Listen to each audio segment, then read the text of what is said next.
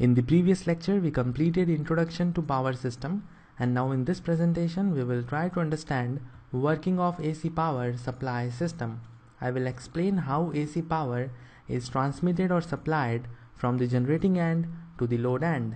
This end here is the generating end. You can see a thermal power plant at this end, and power generated at this end is transmitted following this path to the load end. So this end here is the load end, and in this particular case I am taking a society or locality as the load. There are various houses acting as the load. Loads are of different types. You can have industry as a load, or college or hospital or market, but for this case we have taken a society or locality as the load. Generating end is the source end. We can simply call generating end as the source end because this end is the source of electrical energy. We are burning coal to produce the electricity, so this is the source, and these houses are the load. Now the first question comes in our mind is why we need to transmit the AC power over this long distance. Why can't we construct the power station near the load? This used to happen in the early days. We were having two options. The first option was to construct the power station near the load where the electricity is demanded, or we can construct the power station near the raw material. The raw material for thermal power plant is coal, and it is not important that all the loads are near the coal mine. Let's say this is the coal mine here, and for example the power plant is generating 2000 megawatt of power, and let's say 200 megawatt is consumed near this coal mine. There are people living near the coal mine, so 200 megawatt is consumed near the coal mines, and we are left with 1800 megawatt. So we need to transmit this 1800 megawatt to the regions where we don't have coal mines or we don't have rivers for hydro power plant. So this is the practical scenario when we are bound to transmit the power over a long distance. For example, the electricity generated in Bihar or Jharkhand, we transmit to Delhi. Delhi is the capital, it is the metro city, and the requirement of electricity is very high. So we need to transmit the power to Delhi. Not all will be transmitted to Delhi. For example, out of this 1800 megawatt, let's say 800 megawatt is consumed in the state itself, Jharkhand or Bihar, and remaining 1000 megawatt is transmitted to Delhi. This is simply a hypothetical scenario. I am not talking about the exact figures. This is a simple example to explain you why we need to transmit the AC power over a long distance. So we are constructing the power station near the coal. What if we construct the power station near the load? For example, we construct the power station in Delhi itself. There are few power plants in Delhi. For example, in Dadri we have power plant. It is not politically in Delhi, but it is for Delhi NCR loads. So let's try to understand what will happen if we construct the power plant near the load. In that scenario, you need to transport the coal over this long distance. Now you are transmitting the AC power over a long distance, but in case the power station is constructed near the load, you need to transport coal over this long distance. Now how you can transport the coal? You can transport the coal using the Indian Railways, of course, and the cost of transportation will be very high as compared to the cost of transmitting the AC power. The cost of transportation of coal will be higher because we need a huge amount of coal to run the power plant. To meet the one-day demand, of the load, we need thousands of tons of coal, and to supply this much coal, we need to invest a huge amount of money. So to cut the cost, to reduce the prices of electricity, we need to construct the power plant near the source, that is coal in case of thermal power plant. And this is the reason we need to construct the transmission lines, very long distance transmission lines, to transmit the electrical power. Now what about nuclear power plant and hydropower plant? Can we construct them near the load? We cannot construct a nuclear power plant near the load because we are producing the electricity from the nuclear fission process, and to perform the nuclear fission we require radioactive material. So we are dealing with radioactive material, and from safety point of view the nuclear power plant must be constructed away from the human population. So again we are required to transmit the AC power over a long distance. In case of hydropower plant, we need water, we need river or any other water source, and the dam must be constructed in hilly regions only. We need to hold the water, and to avoid the flooding situations we need hilly regions. So again we are having one constraint, and it is not important that all the loads are there in the hilly region. So again we are required to transmit the AC power over a long distance. So this is all for the need of transmission line, and now we will talk about other aspects of AC power supply system. We are producing electrical power using the generator, and let's say the voltage rating of generator is 11 kV. We can have generators having the voltage rating equal to 15 kV also, but for this particular case let's say the voltage is 11 kV. Now we will step up this voltage to a higher value of 400 kV. Again there is one question, why we are stepping up the voltage from 11 kV to 400 kV?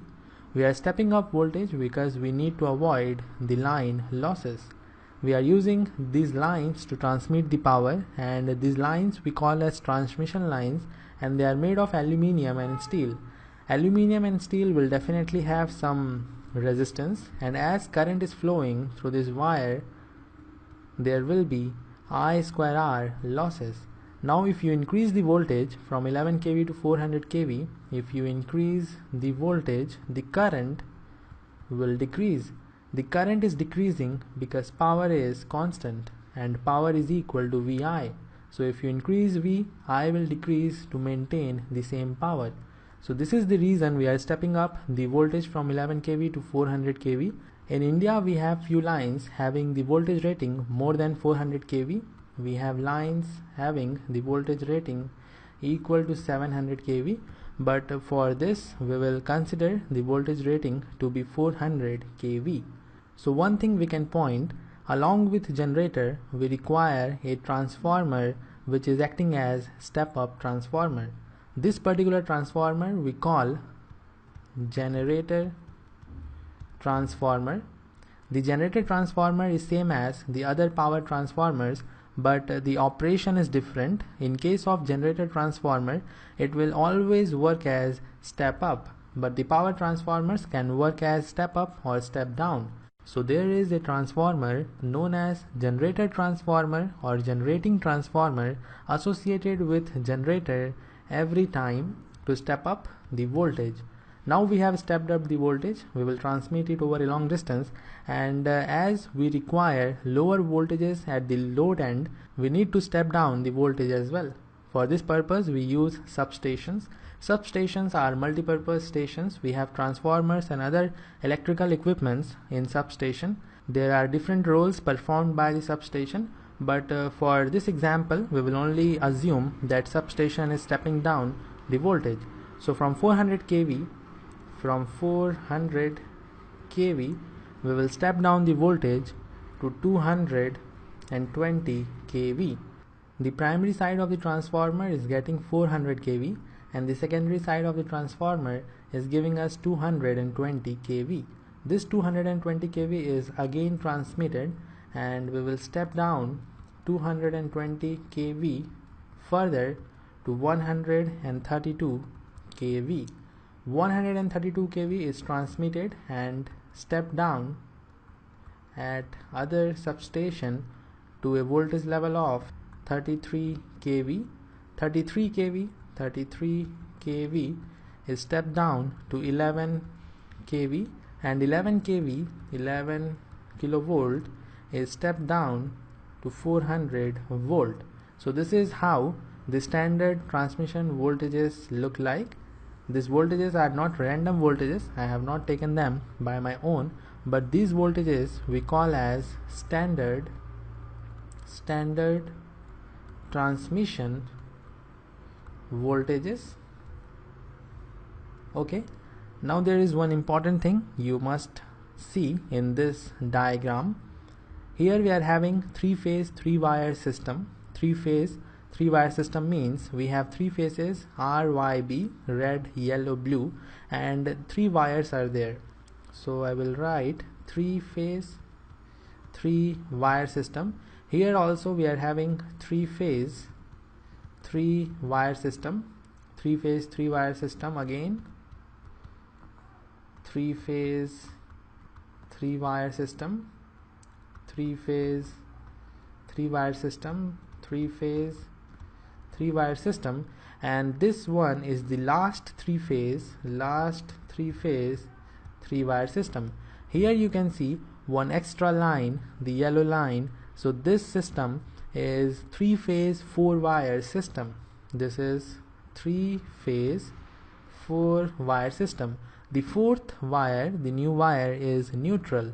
The initial three ones are red, yellow, blue, and this one is the neutral.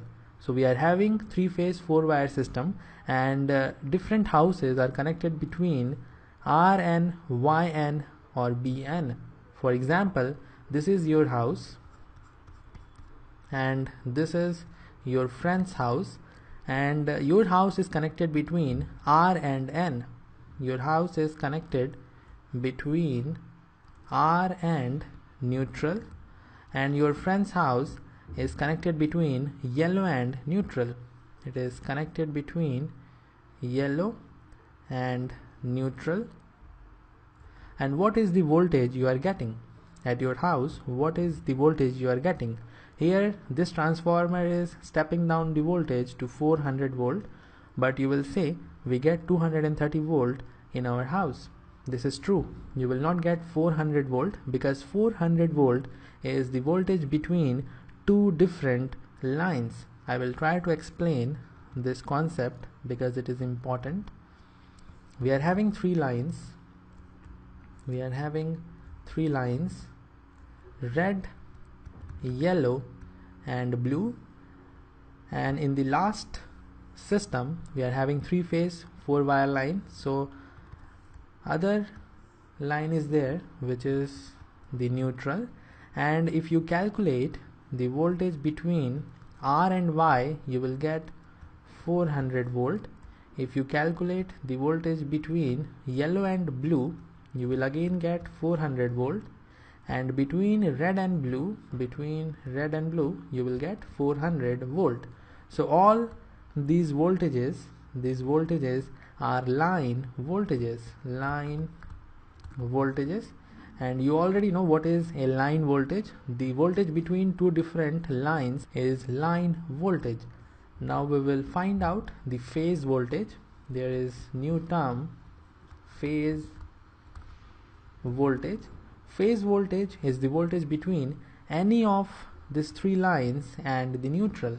For example, if you calculate the voltage between red and neutral, it will be equal to 400 volt divided by root 3, which is equal to 230 volt, because phase voltage, let's call it VPH, and line voltage VL is having the relation VPH equal to VL by root 3. VL is equal to 400, so VPH will be 400 over root 3, which is equal to 230 volt. Now look at here, your house is connected between red and neutral, and between red and neutral, what is the voltage? It is equal to 230 volt. So your house will get 230 volt of voltage. And what about your friend's house? He will also get 230 volt because his house is connected between yellow and neutral. Yellow and neutral is also the phase voltage, which is equal to 230 volt. So both of you will get 230 volt in your house, and most of the appliances in our household is single phase load. I will write this down, single phase load. By single phase load I mean the loads like AC, television, fridge, washing machine, etc. are connected between one phase and neutral. The one phase may be red, yellow or blue, and this is neutral. So the load is connected between red and neutral, Y and neutral, blue or neutral. For example, in your house, your television is connected between